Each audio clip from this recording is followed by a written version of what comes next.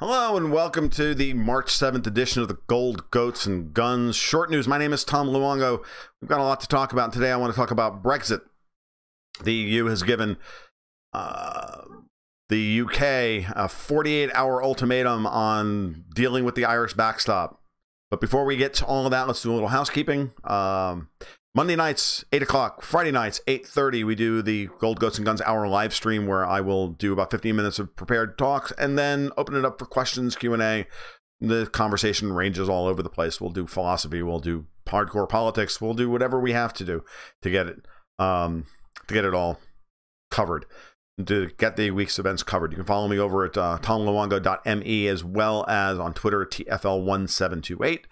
And as well, you can support my work over at Patreon/Gold, Goats, and Guns.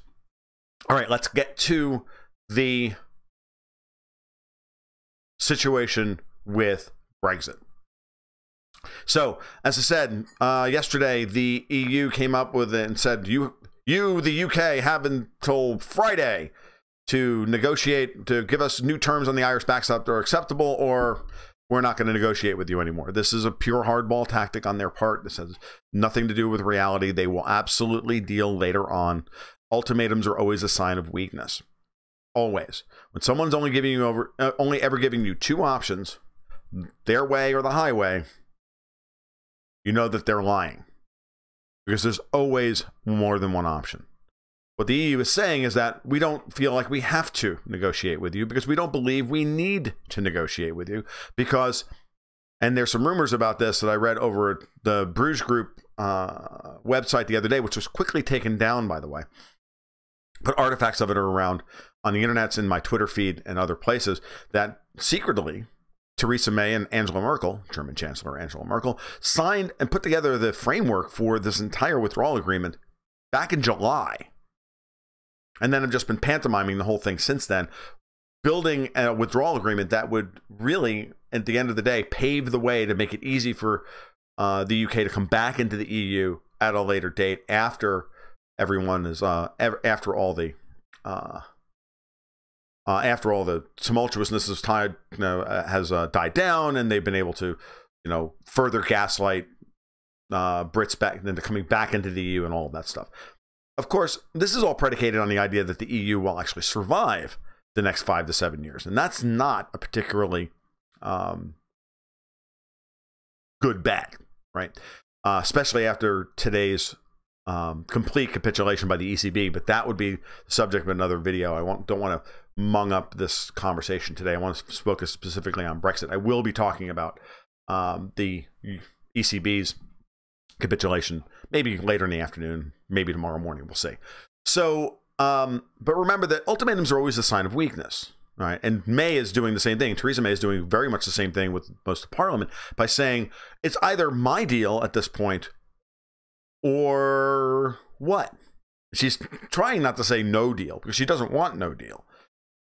She's trying to say is, well, then I'm going to give you the option to delay Article 50. And then Philip Hammond, the finance minister, came out today and said it will either have to be Theresa May's deal, which is what he wants, Brexit in name only, even though he's nominally trying to keep, trying to fight with Theresa May publicly, or they're going to delay. So again, we got the EU with their ultimatum, we've got the Remainer Tories with their ultimatums.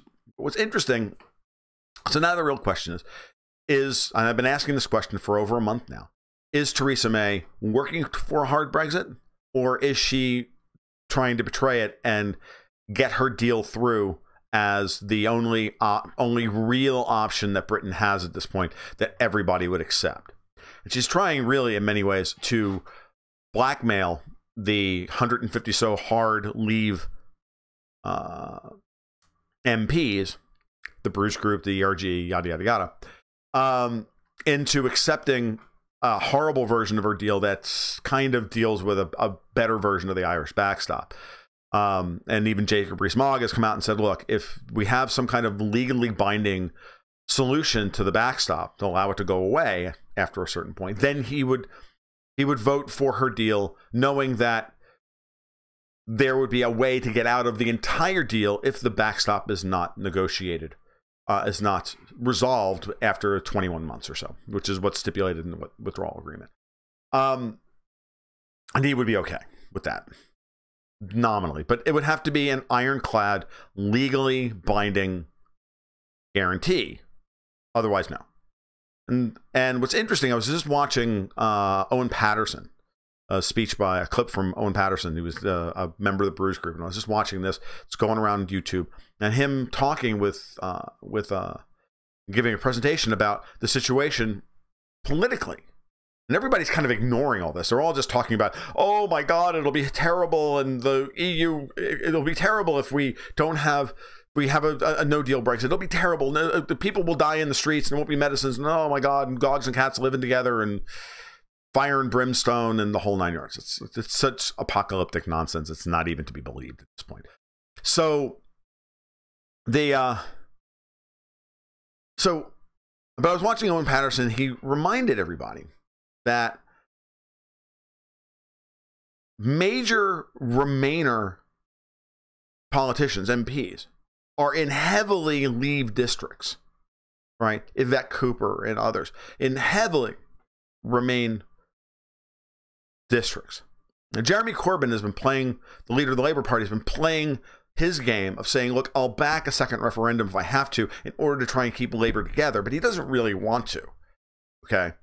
But he's just trying to keep Labour together because he knows that there's going to be a general election after all this rotten nonsense is finished, and he's trying to position Labour as best as possible for that. And that's actually a real problem on his part, because the truth of the matter is that according to Patterson's analysis of what's happening in of the electoral realities in Britain, that 73 out of the most important 100 seats that Labour needs to win a general election are hard Leave. So how are they going to square that and somehow win a general election? Because remember, it's not about an aggregate vote. It's not a popular vote and then, you know, proportional representation. It's not about that. It's about, just like in the United States, they vote on a district by district level for their members of parliament, and a first past the post or majoritarian system. Very similar for the most, not completely similar, but very similar to what we have here in the United States. And so national polling averages don't really mean anything unless it's a national polling situation like Brexit. So given that reality, how is it that these Labour Remainers and these Tory Remainers think that they can position themselves to win, to delay Brexit, but then stay in power? And all of these ultimatums just seem really hollow to me. That the reality is that the best thing for all of their individual political careers, which is at the end of the day is what you should always bet on with individual politicians, which is how can they keep the gravy train flowing as best for them personally. That is what's going to deliver a hard Brexit, even though no one wants it, supposedly, except the people of Britain. They want this over and done with.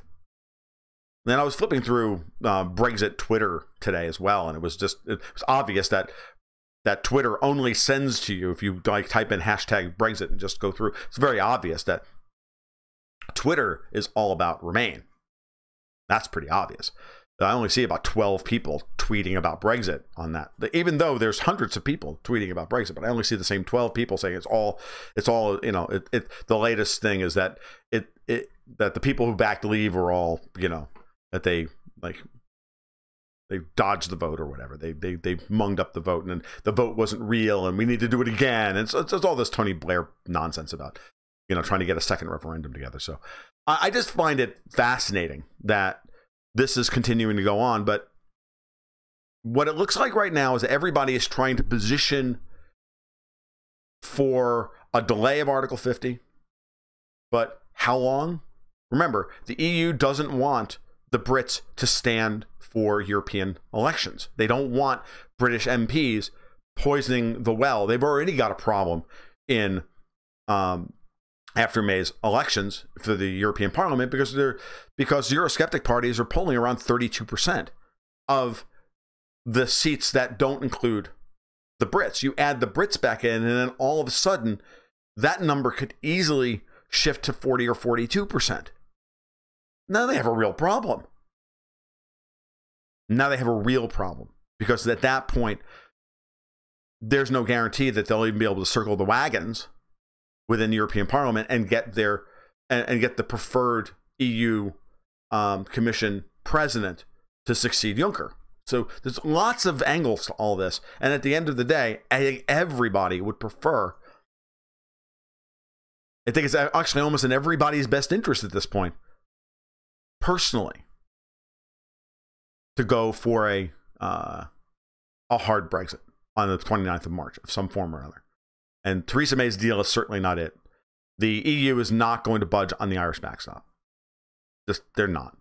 And if they do, I'll be impressed if they do. And if they do, it's a sign of complete capitulation on their part. That point, the ERG and the Bruges Group and all the hardline Brexiteers will have all the ammunition in the world for them to say, look, we don't have to give in to these people. So there's no appetite for a second referendum. There's no appetite for extending this process any farther. The only people holding this back are the political elites and the political establishment on both sides of the channel. And now the question is Theresa May reneging on her deal that she made with Angela Merkel last summer? I'm not convinced of anything at this point. But I've got plenty of coffee, and I'll be happy to pop some popcorn. Watch it happen. All right, that's been the Gold, Goats, and Guns short news for today, Thursday, March 7th, 2019. If you like what you heard today, please give a like and subscribe down below. That would be great. I'd really appreciate it. Closing in on 2,200 people. Kind of cool. All right, other than that, you guys have a great afternoon. We'll talk soon. Keep your stick on the ice.